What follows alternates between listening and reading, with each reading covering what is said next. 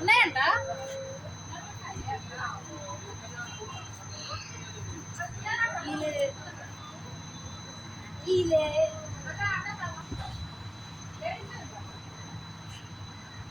ఏం తింటానో చింతల్లి? ఐస్ క్రీమా తినొచ్చా నువ్వు? చింతల్లి తినొచ్చా అసలు నువ్వు ఐస్ క్రీము? జలుబు చేయదా?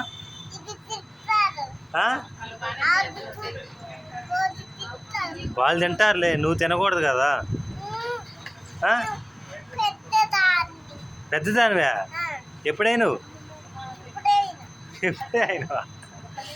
కాదురా చింతల్లి, నీకు దగ్గు వస్తుంది, జలుబు చేసిద్ది, చిన్నపిల్లవు కదా నువ్వు, తినకూడదు. అట్ట వస్తుంది. మరి ఎందుకు తింటున్నావు? చక్కగా తుడుచుకోకూడదు. మరి తినకూడదు చింతల్లి, నువ్వు ఇంక ఇచ్చేసి పడేసేద్దా.